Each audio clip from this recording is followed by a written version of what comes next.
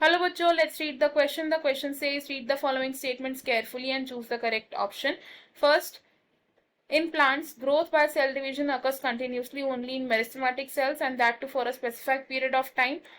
Second, living organisms are self-replicating and evolving and self-regulating interactive systems but are not capable of responding to the external stimuli.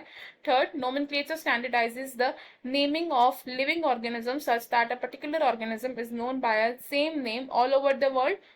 Fourth, classification is a single step process. हमें इनमें से एक correct option को choose करना है.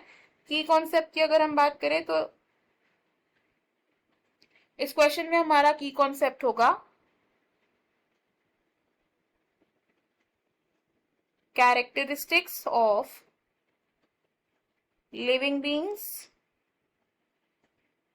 and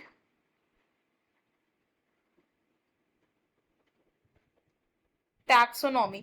सबसे पहले अगर बात करें कैरेक्टरिस्टिक्स ऑफ लिविंग बीइंग्स की, तो लिविंग बीइंग्स की जो बेसिक कैरेक्टरिस्टिक्स होती हैं वो क्या होती हैं?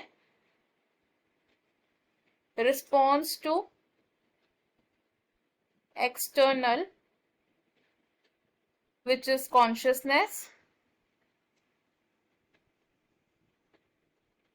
Second is growth, reproduction and metabolism etc. सबसे पहले अगर हम बात करें प्लांट्स की, फॉर प्लांट्स, तो प्लांट्स में ग्रोथ कैसी होती है?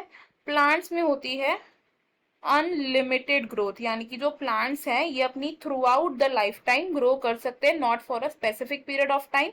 They grow through out the life span. और जो प्लांट में ग्रोथ है ये कैसे होती है? By cell division. सो हमने यहाँ से क्या कंक्लूड किया कि प्लांट्स में ग्रोथ होती है by cell division throughout the life span and ये सेल डिवीजन होती है in the meristematic sales.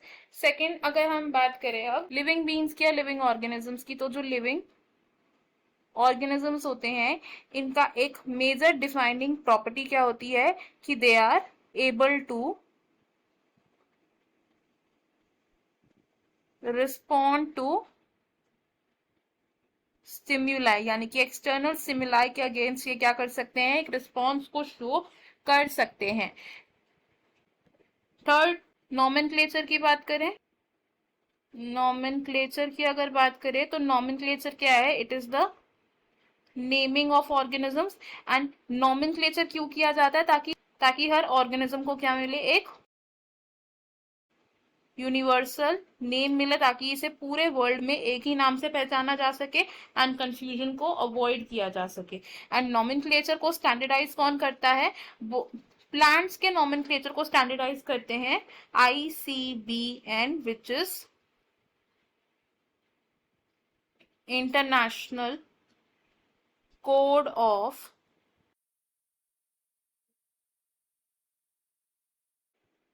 Nomenclature. And animals के नॉमेनक्लेचर को स्टैंडर्डाइज करती है ICZN, which is international code of zoological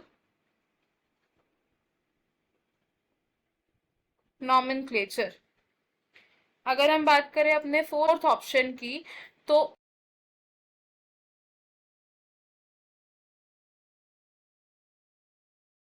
classification की अगर बात करें तो during the classification of organisms हम क्या करते हैं? डिफरेंट रैंक या फिर डिफरेंट कैटेगरीज असाइन करते हैं ऑर्गेनिजम्स को. और हमारे पास बेसिक कैटेगरीज हैं 7, ranging from kingdom to species. Kingdom है हमारी हाईएस्ट रैंक एंड स्पीशीज है हमारी most basic rank. And classification एक सिंगल स्टेप प्रोसेस नहीं है, ये क्या है? एक मल्टी स्टेप प्रोसेस है. तो अगर अपने ऑप्शन देखे इसमें से हमें करेक्ट स्टेटमेंट को चूज करना है.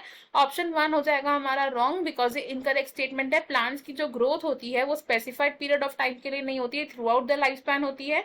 सेकेंड ऑप्शन भी रॉन्ग हो जाएगा, बिकॉज लिविंग ऑर्गेनिज्म केपेबल होते हैं कि वो एक्सटर्नल स्टिमुलाई के अगेंस्ट रिस्पॉन्ड कर सके. थर्ड ऑप्शन हमारा करेक्ट है, बिकॉज नॉमेनक्लेचर स्टैंडर्डाइज करता है कि हर ऑर्गेनिज्म को एक पर्टिकुलर अनकॉमन नेम से जाना जाए through out the world, and option 4 भी रॉन्ग होगा बिकॉज क्लासिफिकेशन है एक मल्टी स्टेप प्रोसेस। इस क्वेश्चन में हमारा फाइनल आंसर है option 3। I hope you have understood it well. Best of luck. Thank you.